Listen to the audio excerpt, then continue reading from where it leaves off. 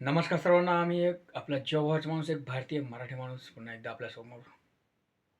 एक छोटीशी गोष्ट सांगतो, जी ती माझ्या बाबतीतही मला कधी-कधी भरपूर प्रश्न पडतो. कदाचित थोडीशी चिंताग्रस्त सुद्धा होतो. त्या व्यक्तीवर थोडासा विचारात्मक माणूसही पडतो. आणि ती गोष्ट म्हणजे टाईम, वेळ. वेळ नाही मिळू शकत. काही गोष्टी ज्या मी कदाचित काही वर्षांपूर्वी करत असू किंवा तेव्हा मी ज्या गोष्टी करायला हव्या त्या केल्या नसल्यामुळे आता कराव्या लागत असतील. पण आता त्या गोष्टी करायला योग्य संधी आहे, पण टाईम नाही आहे. बाकी कदाचित तेवढा पैसा असेल, तेवढी पॉवर असेल, तेवढे कॉन्टॅक्ट्स असतील, पण टाईम अचीव होऊ शकत नाही. तर भरपूर गोष्टींमध्ये अशी गोष्ट घडते, की सध्या म्हणजे जीवनमान उंचावलेलं तर आहे, पण जीवनमान उंचावल्यापेक्षा जीवनमान थोडंसं तेज, फास्ट झालेलं आहे. हे मात्र खरं.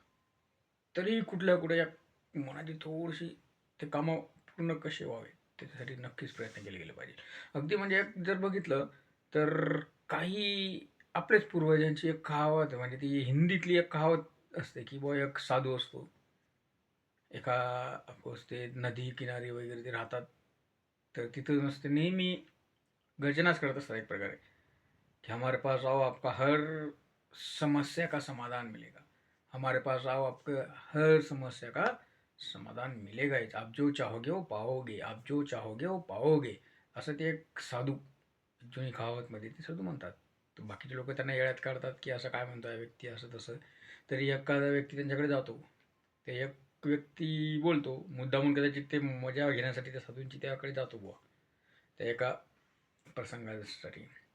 तर ते व्यक्ती सरळ सांगतो, सर्वसामान्य व्यक्ती, अगदी सर्वसामान्य, की ज्याच्याकडे धड काहीतरी जर करायचं म्हटलं तर जी काही बेसिक कॅपिटल असतं, प्रासंगिक जे काही मूल्य असतं, पैशां स्वरूपात असो किंवा काही असू नसो, ते सुद्धा त्याच्याकडे नसेल. असा तो फक्त मजा म्हणून त्याच्याकडे जातो. तर तो म्हणतो की जी साधू मेरे को ऐसा करना वैसा करना है, मेरे को सिवाय हीरे का बहुत बड़ा व्यापारी बनना है, तो मैं कैसे बन सकूंगा. आप तो बोल रहे हो मेरे पास आओ, जो चाहोगे जो वही आप पाओगे, ऐसा वैसा. दुनिया में कुछ मुश्किल ही नहीं है, जो आप चाहोगे तो फिर मुझे भी ये पा के दो. तो फिर वो साधु बोलता है, जी क्यों नहीं बच्चा. हाँ. फिर उनके जैसे वो साधु रहते हैं, उनके बोलचाल में उनसे बातचीत करते कि ज़रूर होगा ऐसा. सिर्फ आपको दो चीज़ें मेरी करनी पड़ेगी. आप आपके हाथीले आप मेरे सामने करो, फिर मैं आपको जो बोलता वो हो जाएगा. फिर आपका जो भी हीरे का आपका काम है, आपको व्यापारी बनना चाहते हो. तर तो जसे तो त्याची एक हात त्याच्या पुढे करतो, ती मुठ्ठी तो साधू जे असतात ते साधू करताना म्हणतात, ये पहली है.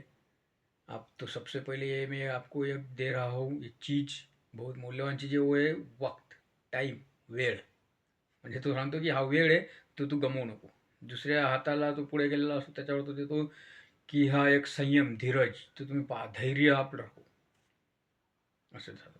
तर त्याचप्रमाणे अगदी म्हणजे आपल्या जुन्या काळात ही गोष्ट होती. मान्य की आपण असं म्हणतो की सध्याचे जीवनमान थोडंसं उंचावलेलं आहे, पण ते उंचावलेलं नसून फास्ट झालेलं आहे. चलो ठीक आहे.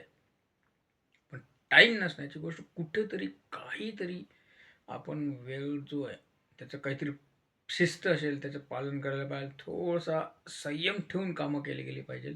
तर वेळ नक्कीच मिळेल. ती भरपूर वेळ मिळेल.